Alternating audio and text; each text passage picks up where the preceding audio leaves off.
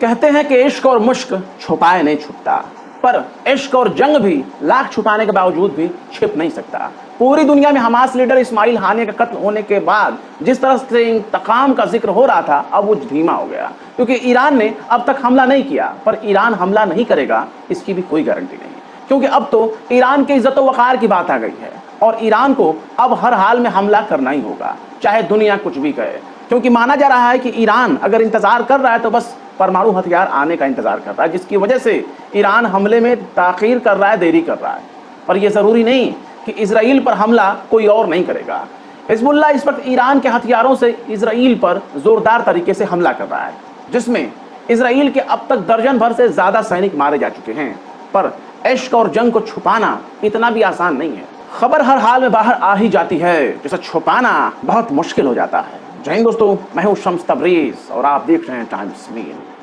Hezbollah और Israel के दरमियान जुमे के रोज से ही काफी जोरदार मुकाबला देखने को मिल रहा है, खूब झड़प हो रही है। हिजबुल्ला ने इजराइल में मिलिट्री के 4 ठिकानों पर हमला किया है। तुर्की मीडिया अनादोलू के मुताबिक हिजबुल्ला ने अलग अलग बयानों में दावा किया है कि उसके लड़ाकों ने शेबा फॉर्म, मिज़्जिद्दीन और कफर शबा हिल्स में रमथा साइट्स को निशाना बनाया है और बाकायदा इसके लिए रॉकेट का इस्तेमाल किया है। हिजबुल्ला ने अपने बयान में कहा है कि उसके जंगजुओं ने उत्तरी इजराइल में हराश बारम बस्ती के पास इजरायली सैनिकों के समूह को भी निशाना बनाया है और एक ड्रोन से मेटुला मिलिट्री बेस पर भी हमला किया है। हालांकि इजरायली सेना भी यह दावा कर रही है कि उसने भी हिजबुल्ला के मिलिट्री ठिकानों को निशाना बनाया है और मिलिट्री ठिकानों पर हमला किया है। लेकिन लेबनान ने इजराइल के दावे को खारिज कर दिया और हिजबुल्ला ने इस बात पर जोर दिया है कि इजराइल ने ज़्यादा से ज़्यादा सिविलियंस यानी आम लोगों के घरों पर हमला किया है, न कि हिजबुल्ला के मिलिट्री ठिकानों पर। वहीं दूसरी तरफ इजराइल हर तरह से खुद के होने वाले नुकसान की जानकारी मीडिया में आने से रोकना चाहता है। इसके लिए तो उसने बाकायदा अपने यहाँ सेंसरशिप भी लागू कर रखी है। लेकिन इजराइल के भीतर होने वाले नुकसान को खुद इजरायली मीडिया नहीं छुपा रही है, बल्कि जग जाहिर कर दे रही है। बाकायदा अल मायदीन ने इजरायली मीडिया की खबरों का पड़ताल करना शुरू किया, इजरायली मीडिया के खबरों को खंगालना शुरू किया, जिसके बाद पता चला कि इजरायली अखबार मारियू ने अपनी एक रिपोर्ट में बताया है कि अगस्त महीना गाजा और लेबनान दोनों ही मोर्चों पर इजराइल के लिए बहुत भारी रहा, इजराइल के लिए सबसे खूनी महीना साबित हुआ। मारियू अखबार ने कबूल किया है कि इस महीने गाजा के साथ साथ लेबनान मोर्चे पर हुए हमले में 15 सैनिक मारे गए हैं। इसके साथ ही अल मायदीन ने अपनी खबर में इजरायली मीडिया चैनल 12 के हवाले से भी कुछ जानकारियां शाया की हैं, जिसमें बताया गया है कि सोमवार को सेंट्रल गाजा में फलस्तीनियों से टकराव के दौरान एक सार्जेंट की मौत हो गई। रिपोर्ट से पता चला है कि इजरायली कब्जे वाले सेना का सार्जेंट फलस्तीनी लड़ाकों से लड़ने के दौरान बहुत बुरी तरीके से जख्मी हो गया, जिसके बाद उसकी मौत हो गई। मतलब फलस्तीनियों का नरसंहार करने के दौरान एक सार्जेंट को काफ़ी चोट लग गई, जिसके बाद वो मर गया। कुछ रोज पहले भी कब्जे वाली सेना के 6 सैनिकों का अंतिम संस्कार किया गया था। उनमें से 5 सैनिक गाजा में अलग अलग मोर्चों पर लड़ाई के दौरान मारे गए थे, जबकि एक उत्तरी नारिया के पास ब्यूरो युद्धपोत पर मारा गया। अब नतीजा ये निकल रहा है कि 7 अक्टूबर से लेकर मरने वाले इजरायली सैनिकों की अब तक की जो तादाद है ऑफिशियली तरीके से वो है 703। हालांकि इजराइल के कितने सैनिक मारे गए इस बारे में दावे से कुछ भी ठीक से नहीं कहा जा सकता, क्योंकि इजराइल अपने नुकसान को बहुत ही कम दिखाता है, दुनिया को बहुत कम दिखाता है कि देखो देखो हम ही तो सुपर पावर हैं, हमारा इतना नुकसान कैसे हो जाएगा। इजराइल जानबूझकर अपने नुकसान को कम दिखाना चाहता है ताकि इजराइल के भीतर मौजूद यहूदी उसके खिलाफ मोर्चा न खोल दें, क्योंकि हमास के 7 अक्टूबर के हमले से पहले नेतन्याहू अपने ही लोगों से लड़ रहे थे। रोजाना के धरना प्रदर्शन से नेतन्याहू बहुत परेशान हो गए थे।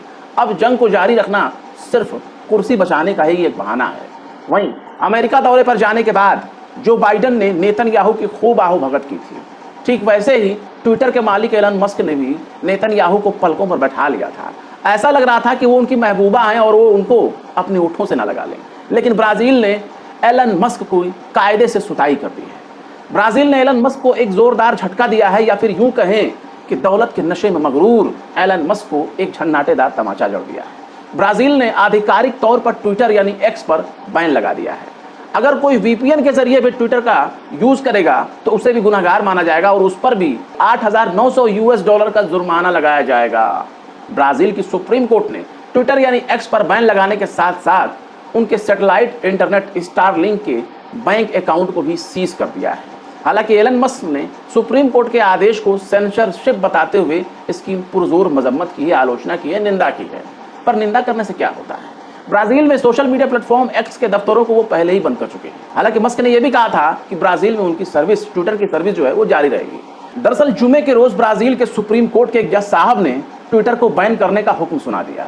ऐसा इसलिए हुआ क्योंकि इसी साल की शुरुआत में ब्राजील में नफरत फैलाने वाले कुछ ट्विटर हैंडल्स को बंद करने के लिए कहा गया था, उनके पोस्ट को रोकने के लिए कहा गया था, लेकिन एलन मस्क ने आदेश को सेंसरशिप बताते हुए इसकी आलोचना की और तो और निंदा करते हुए बाकायदा ब्राजील में अपने ट्विटर के दफ्तर को भी बंद कर दिया। स्थानीय बैंक खातों को भी ब्लॉक कर दिया है, जिसमें एलन मस्क की 40% हिस्सेदारी है, जिसकी वजह से कंपनी ने जुमे को अदालत से उसके फैसले को रद्द करने की अपील की, पर उन्हें राहत नहीं मिल पाई।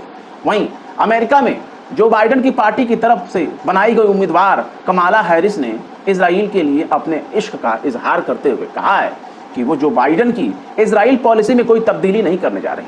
उन्होंने कहा कि इजराइल को अपनी रक्षा करने का हक है, लेकिन वो अपनी आत्मरक्षा कैसे करेगा ये ज़्यादा मायने रखता है। इसके साथ ही कमाला हैरिस ने बंधकों की रिहाई और सीज फायर समझौते के लिए भी जोर दिया कि इजराइल जल्द से जल्द उसे कर ले, पर वो इजराइल की मदद करती रहेंगी। उन्होंने बाकायदा इसका भरोसा भी इजराइल को दिलाया है, यानी इजराइल को जितने भी हथियार की ज़रूरत है अमेरिका उसे देता रहेगा, चाहे भले ही जो बाइडेन अपनी कुर्सी पर रहें या उनके बाद कमला हैरिस राष्ट्रपति बन जाएं, पर इजराइल को जाने वाली मदद में कोई फर्क नहीं पड़ेगा। हथियार जाते रहेंगे, गोला बारूद जाते रहेंगे। वहीं अगर गजा की बात की जाए तो सेंट्रल गजा के नुसैरत में इजराइल के हमले में कम से कम 20 लोगों की हलाकत की खबर आई। अल जजीरा ने बताया है कि पूरी गजा पट्टी में कम से कम 34 लोगों के मारे जाने की खबर है। गाजा में मेडिकल अफसरान ने बताया है कि उन्होंने इलाके के सेंट्रल हिस्से में कुछ बच्चों को पोलियो से बचाने के लिए टीकाकरण अभियान शुरू किया है। बाकायदा यूनाइटेड नेशन ने टीका लगाने की शुरुआत का ऐलान किया है। वहीं इजराइल ने जेनिन शहर में घेराबंदी कर दी है, जिसकी वजह से फ़लस्तीनियों के पास न खाना है, न पानी है, न बिजली है और न ही इंटरनेट है।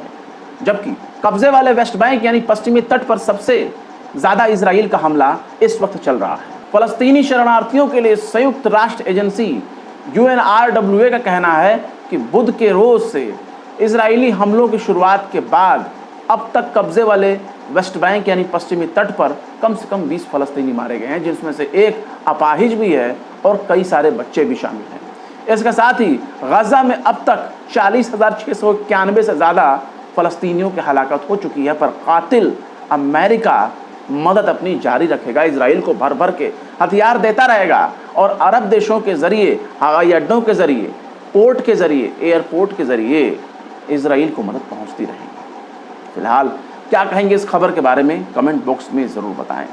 फिर मिलते हैं किसी और वीडियो में एक नई खबर के साथ। शम्स तबरेज़ को दीजिए इजाज़त। जय हिंद।